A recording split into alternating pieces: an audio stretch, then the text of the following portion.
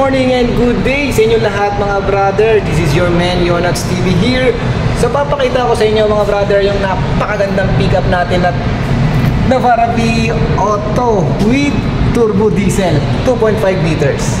Ito nga ba pinagkaiba ng 2023 model at sa bago nating 2024 model na Navara V. So sa mga nagtatanong mga brother kung magkano ang SRP natin dito sa Navara V Auto natin, 1,410,000. Alright? So sa pagdating naman sa promo nila, other bank is syempre 98,000 lang for other bank yun, or all banks. So syempre pa may promo rin si East West Bank at RCBC na napakababa. Napakaswerte mo mga brother pag natapat ka dito sa video na to. Kung naghahanap ka ng murang pickup na napakamurang down payment, ayan, napakamura, 58,000 for East West Bank at RCBC. Okay, ito yung Navara V Auto natin mga brother na papakita ko sa inyo sa video na to. Yan, samahan nyo ako at alamin natin kung ano nga ba specs at features nito. Let's go.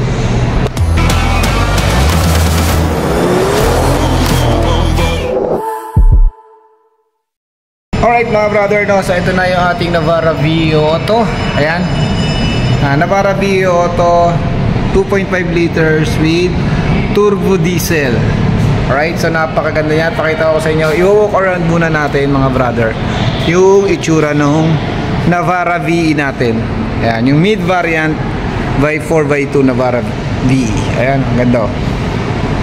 Oops, angas. Pick up. Ayan.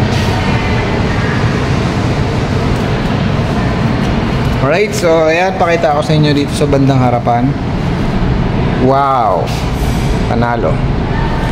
Bruskong brusko yung itsura nya. Tignan nyo naman, oh. Oh, di ba? Panalong panalo. Sheesh. So, pakita ko sa inyo mga brother, ito. Ganda na ito. Ito yung tinatawag namin Gold Eyes. Ayan, Gold Eyes 4 cubes LED DRL. Ayan. Paganda niyan mga brother. Sa loob, tingnan nyo yung loob nya. Meron siyang nakalagay sa may loob ng black finish. Yung loob, di ba? Signal lamp. Ayan. Ito yung signal lamp nya. Ayan. Tapos, pag lamp mga brother, ito napakalakas niyan. Kasi LED na rin yan. Diba? So, tingnan natin dito. Ayan ang maganda mga brother. Ito. Yung tinatawag na lower chips. Yan yung lower chips. Napakalinis tingnan. Sporty tingnan yan, ha. Panalong panalo. Wow. Amazing.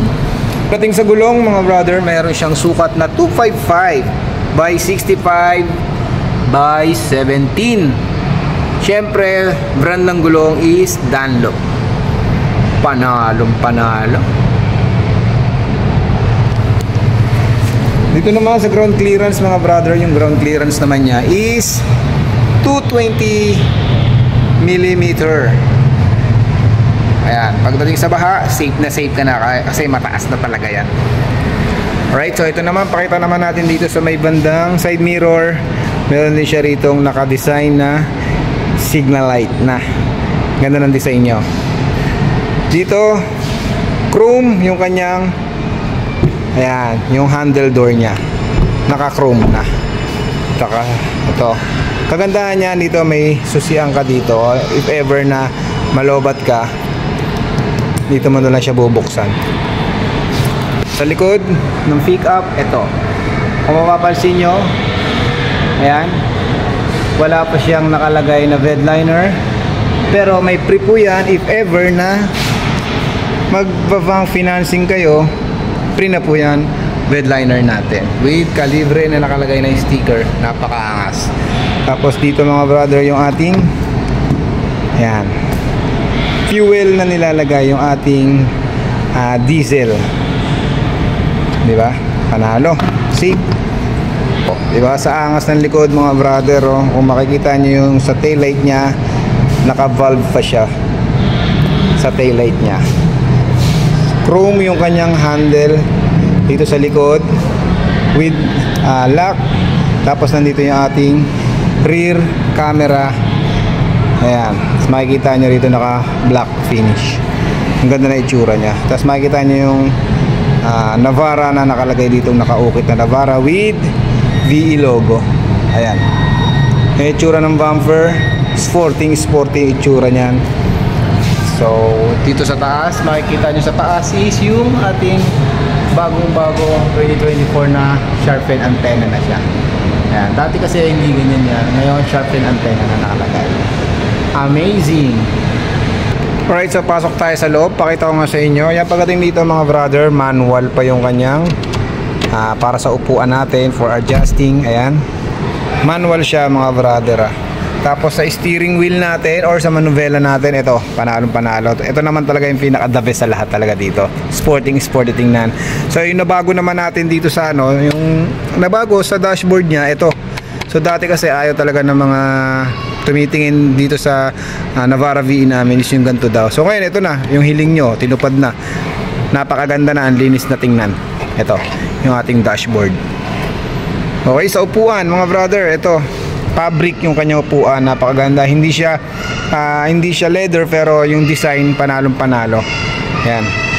Airbag, may airbag tayo dito sa harapan ng driver. Tapos sa passenger, meron din tayo dyan sa front. For passenger, meron din tayo dito sa second row para sa mga nakaupo sa likod ng ating pick up. Tapos pagdating naman dito mga brother sa loob, eto dito sa ating transmission type, ayan yung transmission type natin is meron tayo rito 7-speed automatic with manual mode. Okay, rear wheel ang ating pick up truck na to na Navara VE Auto. Sa screen mga brother, ito yung screen naman natin. Ayan, 8-inch yung kanyang sukat. Tapos touchscreen display, audio with 6 speaker. Panalo, napakaganda na ito, napakalakas na ito. Connectivity mga brother, syempre for CarPlay, Android Auto, Bluetooth and USB. Okay, so ito meron siya ritong cord. Ayan yung pwede kang mag-charge dito. Okay, so aircon, ito panalo sa aircon. Syempre alam naman natin Nissan, number 1 yan pagdating sa aircon. Okay, so ito yung kanyang steering wheel. Panalo. Pwede kang maglagay dito ng coffee, tubig, or karamihan naman barya talaga nilalagay dito. Tapos manual pa yung ating handbrake. Okay, so ito yung loob ng ating pickup truck na Navara VE Auto. Ayan, meron tayo ritong para support sa araw. Syempre meron tong Ace. Ayan, meron siyang salamin dito. Ha, pogi oh. Alright. Okay, so tingnan naman natin yung second row. Dito pakita ko sa inyo yung second row natin. Okay, second row natin mga brother. So ito, pakita ko sa inyo yung kagandahan ng second row. At ano ba nabago dito sa second row? So dati kasi mga brother, noong 2023, di ko lang alam kung bakit nila hindi nalagyan ng ganito. Ayan. So dati nirereklamo nila bakit daw walang lagayan ng mga paper or kung ano mang mga bagay na pwedeng ilagay dito. And ngayon, ito na yung request nyo. Nilagyan na nila ng suksukan kumbaga kung ano mang mailalagay nating mga papel dito. Okay, so ito pa ang pinakamaganda dito sa Nissan is meron siya ritong aircon or yung tinatawag nating air conditioning dito sa ating knee. Yan, malapit sa tuhod natin. Kagandahan pa mga brother, syempre may mga umuupo dito, hindi na nila kailangan pang mag-charge banda doon sa harap kasi meron na rito yung charging fork. Ayan o, USB or eto, ano ba to? Ayan, charging fork natin. Kung may mga iPhone kayo, the best, panalo, kasya yan dito. O ha? O, tingnan natin yung legroom, kung pasok ba sa banga ang legroom na to.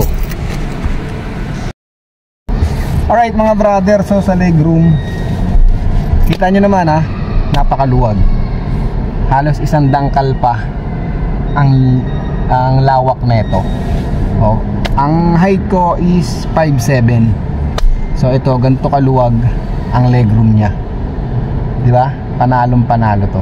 Ayan, kung mapapansin nyo, napakaganda, napaka-comfort ng loob, napakaluwag talaga. Pwede kang umawak dito or kung gusto mong mag-rest ng ating hand, ito yung tinatawag na hand rest. Di ba? Alright, so yeah, meron din siya lagayan dito ng tubig or ng coffee natin. By the way, hindi nga pala to matatapon basta-basta dito yung kape natin, kasi nga gamit nating suspension is coil spring na with 5-link suspension. Angas, di ba? So yun nga, kung nagbabalak nga kayong mag-loan, mga brother, message nyo lang ang number na ilalagay ko sa screen.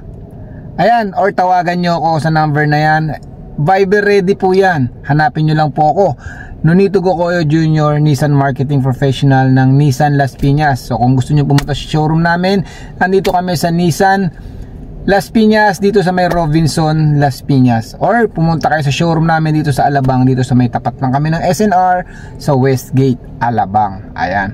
So mga nagtatanong, ano nga ba ang kailangan nating mga requirements para sa application or para makapag-loan tayo ng unit dito sa Nissan. So magdadala lang tayo ng 2 valid ID kung tayo employed, 2 valid ID, COE with compensation, proof of billing, payslip, at bank statement. At kung tayo naman po ay may business, kailangan lang po natin dito ay DTI, ITR, proof of billing, 2 valid ID, at syempre 3 months latest ng bank statement natin. So yun lang, ganun lang kabilis or ganun lang kadali ang mga requirements na hahanapin namin. Kung maganda ang inyong mga background, possible na mas mabilis ang approval. 3 to 5 days mga brother, approve, palalabasin natin ang approval nyo. Alright, so yun lang mga brother, no? Sa lahat ng mga gusto nga mag-loan ng unit, huwag mahihiyan tumawag sa number na to at hanapin lang ang pangalan ko. Anytime, pwede ko kayong tulungan at mabilis ang proseso. 3 to 5 days, palalabasin natin ang approval nyo. Alright, so hanggang sa muli, kita-kits tayo next vlog. At ano kaya ang sunod nating iba-vlog? Ano kaya ang sunod nating i-content na promo natin dito? Okay, so Nissan Navara VE-Auto 4x2. Wala mga brother, no, huwag kalilimutan, Navara VE-Auto, promo pa kami. SRP niya is 1,410,000. Promo niya, all banks is 98,000 down payment. East Bank at RCBC, promo niya is na sobrang baba, 58,000 pesos na lang ang kanyang down payment. For 5 years monthly is 29,000 lang ang kanyang monthly for 5 years or 60 months. Okay, meron na tayong 1 year insurance free, 3 years LTO registration free, at 5 years warranty or 150,000 kilometer. Alright, hanggang sa muli mga brother, kita-kits tayo next vlog natin. See you next vlog. Ingat tayong lahat. Keep safe always. Babush!